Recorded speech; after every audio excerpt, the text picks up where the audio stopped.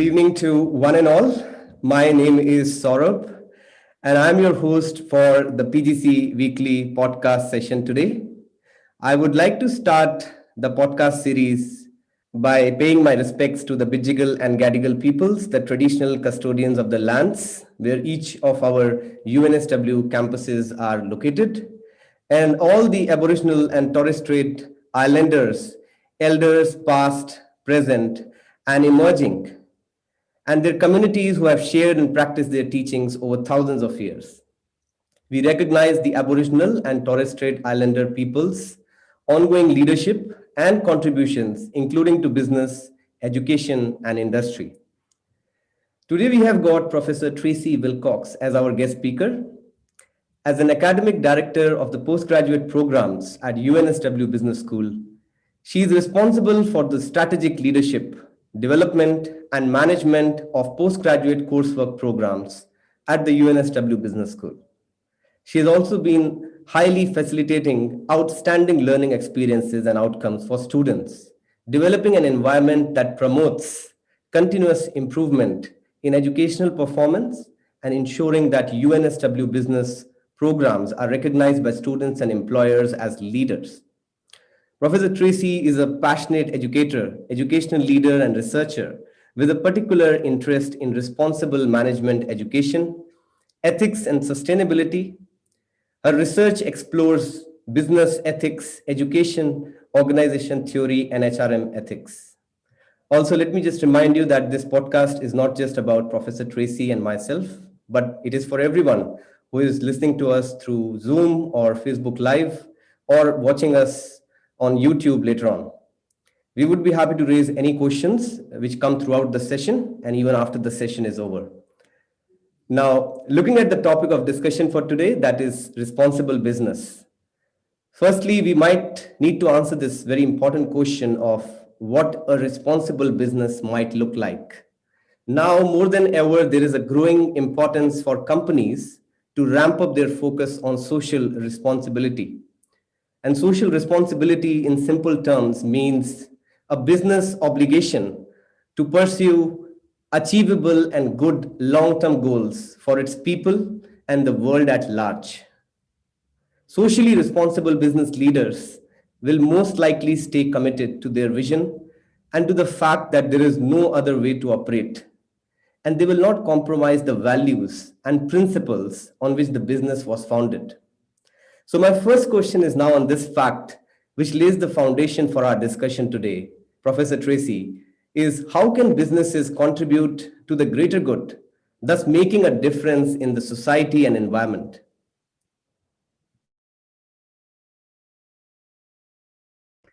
I'll just unmute myself. Great. That's a great question, because I think sometimes we don't think about the fact that businesses are actually very powerful institutions in our society. And in some cases, businesses have higher revenues than the GDP of countries like Australia. So they're very powerful economically, they're very powerful politically, and they can shape regulations and laws in any way they like. And they also across national boundaries, because many organisations operate in a global marketplace, so they're not confined into any one country. So they're very powerful. So then we ask ourselves, well, how can they use that power to make a better world? And how can they use it to create, to strive for the kind of things that you're talking about, the greater good? And I think there are a number of ways that they can do that. The first is in their marketplace activities. So how they actually act in the marketplace. So in terms of how they produce their products and market their products. Is their advertising ethical? Is it going to lead to human flourishing? And I'd like to give you a really nice example of a business that created a better world through its actions. And that's the example of the pharmaceutical company Merck. Many years ago now, there was a devastating illness called river blindness that affected people in tropical countries, so in Latin America and in Africa in particular. And this was a terrible disease because you had a parasite that would get inside you and sort of grow, and people would die a very painful death. Now, the scientists in Merck realized that one of the drugs they had for horses, called ivermectin, actually may have the capacity to overcome this disease. So they went to the CEO and they said, we would like to have lots of money so we can develop and trial this drug for humans. And he said, well, okay, so what kind of profit will we make from it? And they said nothing, because these people are in very poor communities. Well, what then will be the benefit? And he said, there's no benefit to us. But how can we not do it? Because we know that this can actually really change people's lives for the better. So the company went ahead and they developed the drug. They found it very effective. They then had to work with the World Health Organization, because they couldn't actually sell it in shops to these people. They had to distribute it in these remote river communities. So they then put more money into working out a distribution system with WHO.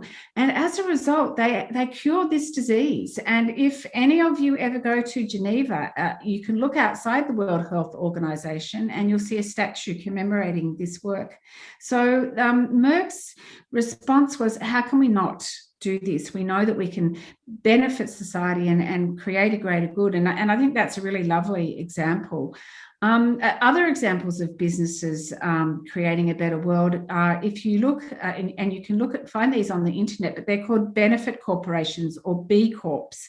And that's a certification system for companies who are actually making the world a better place in terms of their workplace practices, their environmental practices.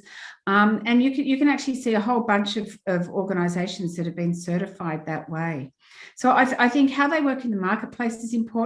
How they work in the workplace is very important when it comes to corporate responsibility. So, how are human rights respected in the way that the products are made or distributed in their supply chain?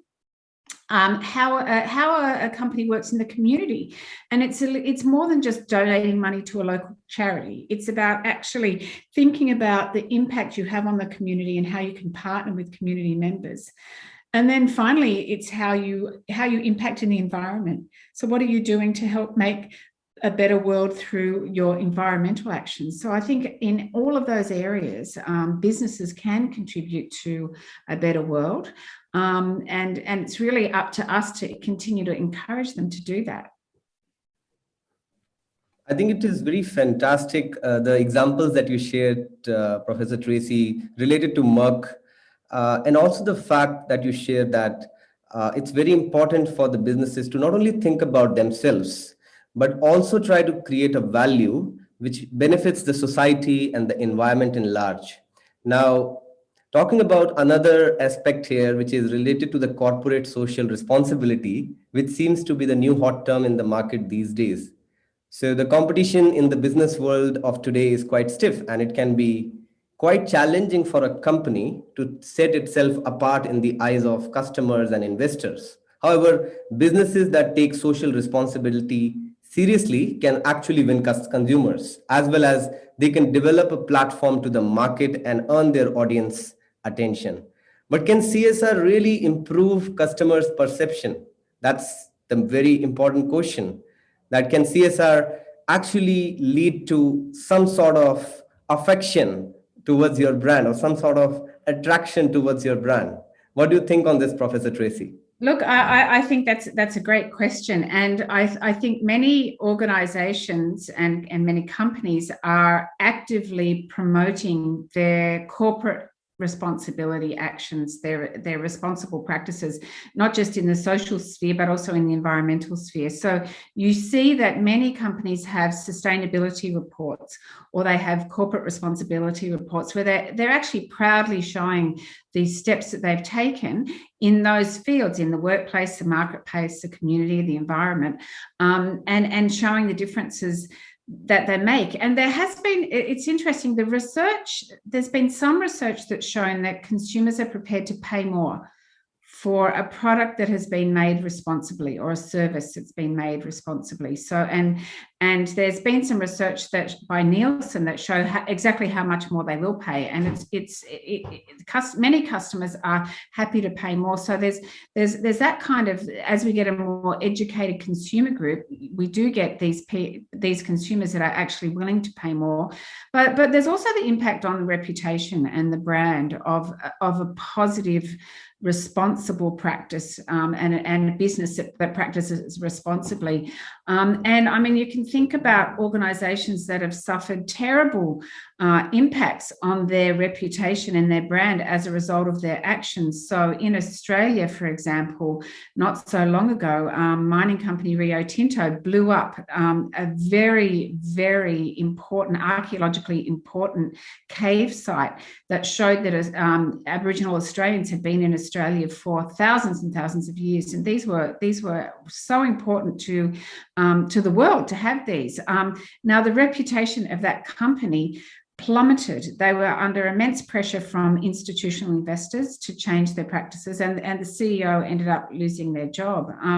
Another example of how the market will punish companies that don't do the right thing is the example of Cambridge Analytica, which is a company that used to take data that came from Facebook without people's consent and use it to shape behaviours and influence the outcomes of elections. So it influenced the 2016 American election, it influenced the Brexit vote, and a whole lot of others. Now there's a lovely movie called The Great Hack that talks about that. But Cambridge Analytica is not with us anymore. So the company's lost its social license to operate. And as a result, it collapsed. So I think that reputational impact is so important, both on the side of doing the right thing, but also if you do the wrong thing, you can lose the trust of the market, you can lose the trust of your stakeholders, and you can lose your company, lose your social license to operate. I think that's so true, Professor Tracy, that most of the students might already be aware of this example of Cambridge Analytica because it got so popular at that time of the 2016 US elections, and the kind of impact it had, just because of one thing, the company's name can go down. It was a great example for everyone in that case.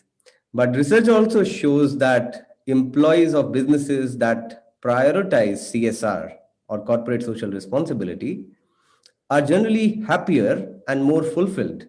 In fact, 80% of the employees report feeling more purpose when they believe their work makes a difference in the world.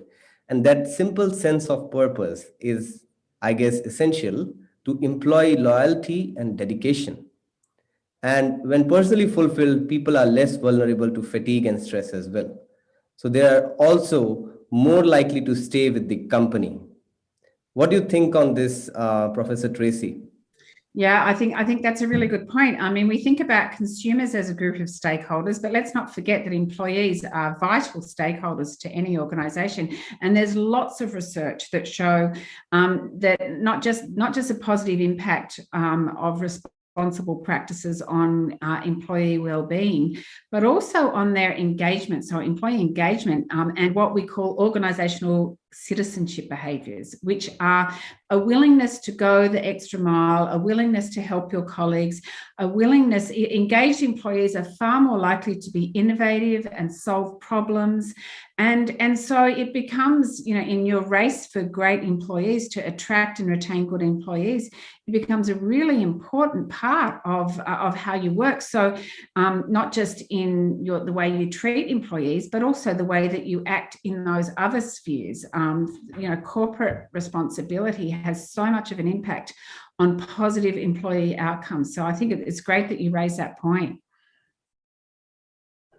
If I also look at some of the other benefits, Professor, that some of the benefits of companies focusing towards this very concept of responsible business, it may also include attracting new investors, as we just talked, new consumers willing to pay more for socially responsible products and making these firms more marketable. What do you think can be the other benefits to these companies when they practice socially responsible or sustainable practices, or if you want to elaborate on what you stated before? Yeah, sure. I mean, I think there are certainly what we might call extrinsic benefits to companies in the sense that there is this higher consumer attraction to the organisation.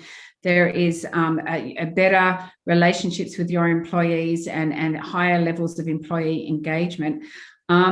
But also, let's think about all of the stakeholders. So let's think about the community and how communities, for example, view organisations that do the right thing. And you'd much rather have a community that supports you than one where all the locals are out protesting against you, every time you make a decision. So I think community support is really important. But beyond the benefits, Saurabh, I think we also have to talk about the responsibilities and the duties. So sometimes companies need to do the right thing because it's their duty to do the right thing. There may not be anything in it for them. Maybe they might decide they can save money by causing a whole lot of pollutants to go into the local river system from their factory or their mine. Now, they might not get anything out of doing the right thing in terms of money. In fact, they have to spend money to treat their water and make sure that it's contained. But it is their duty not to harm their stakeholders that we're talking about here. And so that's an ethical, so there's business arguments for corporate responsibility, but there's also ethical arguments for corporate responsibility. And I think we need to remember those, because sometimes a company won't make unlimited profits by doing the right thing. Sometimes they have to do it because they are a powerful institution and they have a responsibility to their stakeholders not to harm them. And I think that's very important to remember. Yep, that's absolutely true, Professor Tracy. But as you see that every good thing also has a bad side to it. So I would also like to ask you something related to the other side of the coin, where some critiques question the concept of social responsibility in marketing, noting that these highly publicized, expensive campaigns are colorful but highly limited, both in scope and in duration, and they are doing quite little to eradicate the root cause of any problem. And they wonder if it wouldn't be more efficient if companies or consumers, for that matter, just contributed funds directly to charities or philanthropic causes. Because certainly the strategies that seem the most effective are those in which a company finds a way to link its core product directly to its socially responsible endeavor and also to broaden its efforts. So, what do you think about the fact that companies showcasing themselves as a socially responsible companies or firms, and we have a lot of examples, especially in the last few years, they're actually marketing themselves to gain higher profits, but actually inside they're not at all following any kind of ethical practices? Yep, I think that's so important. I mean, there are a number of companies who fail to walk the talk. They say, if you look at their sustainability reports, if you look at their corporate responsibility reports, they say all these wonderful things. But if you scratch the surface, you see a very different scenario. And we call that greenwashing, because it's a bit like whitewashing a situation. It's greenwashing it, making a company seem to be responsible when actually, when you scratch the surface, it isn't. I think eventually they get found out. And many of the companies that have done terrible things in the last 5 years had lovely corporate responsibility or sustainability reports. So, I think we need to be aware, and we need to be critical consumers of information to say, where's the evidence for this? But and the other point that you make is about, should companies giving money to charities, etc. Now, philanthropy is what people used to think corporate responsibility was. But we know now that it's much more about the kinds of things you talked about earlier. It's about the values and practices. It's about actually looking after stakeholders and giving them chance for dialogue. It's about how you make your money more than how you spend your money. Because there are many bad companies and bad people who give money to charity and try and buy themselves a reputation. And I'll give you one example of a company that's done that, and that is Purdue Pharmaceuticals, which manufacture opioid drugs, in particular OxyContin, which has led to the deaths of millions of people around the world. Now, all this company was concerned about was increasing their sales. They had no interest in the fact that they were harming customers. Increasing their sales meant creating more addicts to these opioid painkillers. And yet they were great givers of money to charity and had hospital wings named after themselves and this kind of thing. But, we scratch the surface and we find a company, all they care about is selling a product that was addictive to people who died from taking it. So I think we do have to look beyond what, when you give money to charity or to other philanthropic purposes, it's very, very obvious. How about all the companies that are doing the right thing quietly behind the scenes and not asking for reward for it?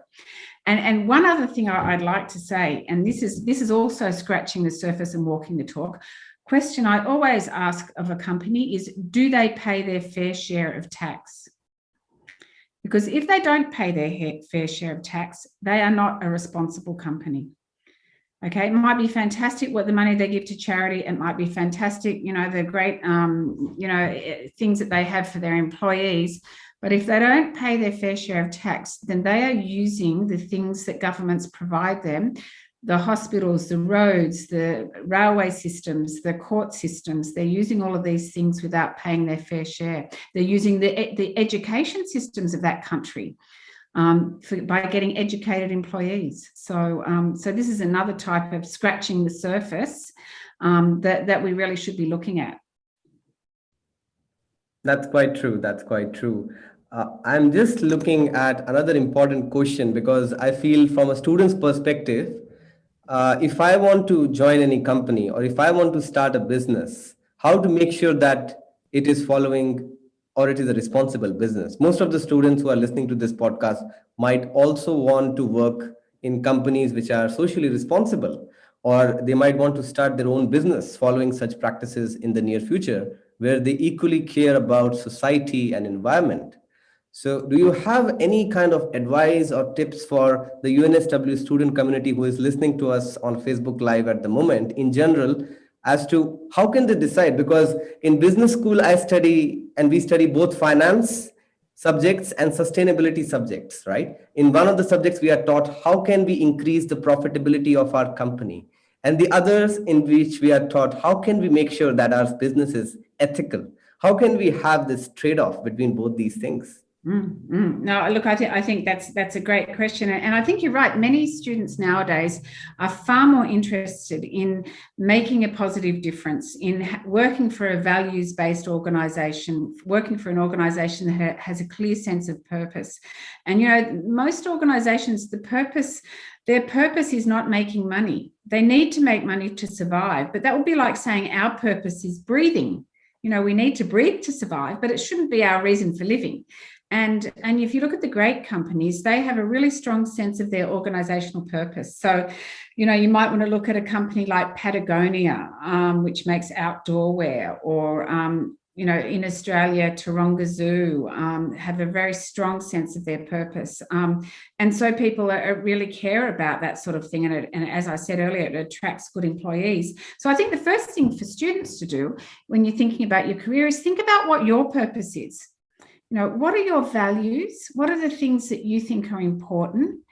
And really, I always ask my students to keep a journal and to actually spend some quiet time just thinking about what is my purpose? Why am I doing this study? What kind of a difference do I want to make in the world through getting this qualification and becoming this kind of person?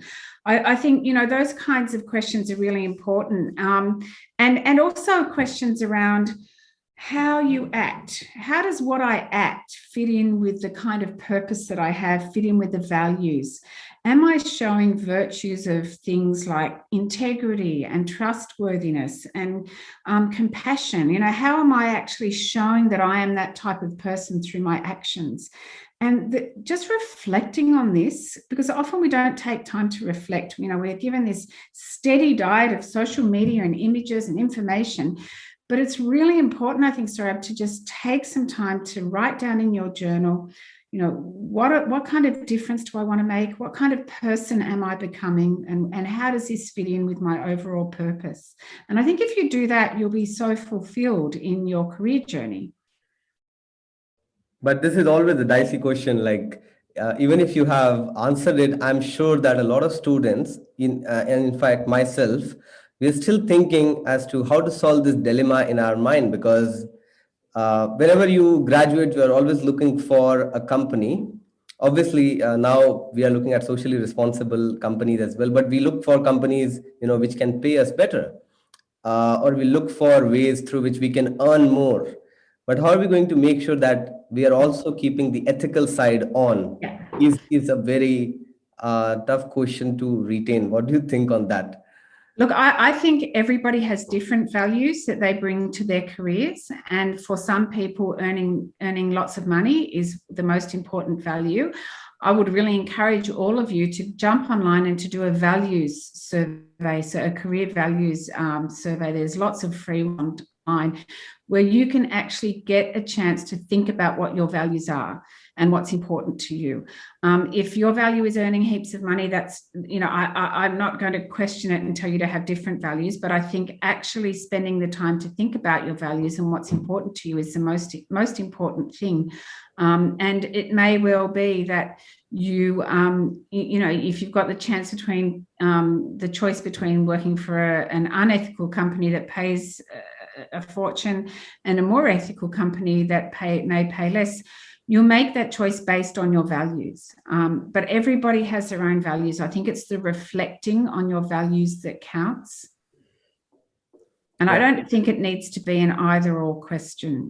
Nobody's asking you to go and work for a pittance, although there will be some students who, because of their values, are quite happy to do that because there are other things that are more important to them.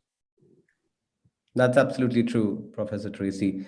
I'm also looking at if I'm getting any other questions from Facebook Live. As of now, I'm not getting. One more question, which I was coming to my mind, since we know that this is the Pride Month and a lot of companies are marketing or publicizing themselves as the ones who support, people from different communities. And I think it's a good month for the different firms to showcase that actually they respect different communities in a way that benefits the entire community. And it's not only for the profits that they are working, but they are actually doing something tangible for those people. Do you think that, or what do you think on this? I think that's really good because, again, there might be greenwashing and a company says, oh, yes, we do the right thing by diverse communities, the LGBTQI community, and we're really in favor of this, but they don't actually mean it. So you have to look at, one company I think that does mean it is Qantas, the Australian airline. They have for a very long time had very inclusive employment practices. They were trailblazers in doing things like allowing superannuation to be given to a same-sex partner and other company benefits. So they were one of the first to do that. More recently, when we had a marriage equality vote in Australia, they were out there and there was, again, nothing in it for them in terms of, people weren't going to go and buy an airline ticket, but they were out there promoting marriage equality and inclusion of diversity in a really positive way. So I think that there are companies that are very good at doing the right thing. And of course, they benefit because they get, they attract and retain star employees. If you start excluding people, then you start losing out on the chance to have all those rich talents that a diverse community brings. So, so there are companies that are doing the right thing in that area. That's so excellently you have put those points, Professor Tracy. I'm just thinking before we end the podcast, if you can summarize on top 2 or 3 tips for the students who are listening to that. It will be great for them to take away that when they go home, they have something to retain as to what responsible business actually means and how can they apply in their businesses before we actually end this podcast. Okay, that's great. So I think the first thing is to think about how your company, how the business makes its money, not how it spends its money. So and that includes their supply chain practices. And do your research on companies. So, for example, in Australia, we have the Australian Fashion Report that ranks all of the fashion companies and clothing companies and footwear companies on their corporate responsibility. So do your research. I would say know your values and know what's important to you, and try and find an organization that actually supports the things that are important to you. And I think if you do that, then you're starting to play your part in making a difference and making a positive world. Sure. Thank you so much, Professor Tracy. We really appreciate your time. And with this, since we have not got any questions coming on Facebook, we would essentially come to an end to our 5th PGC Weekly Podcast.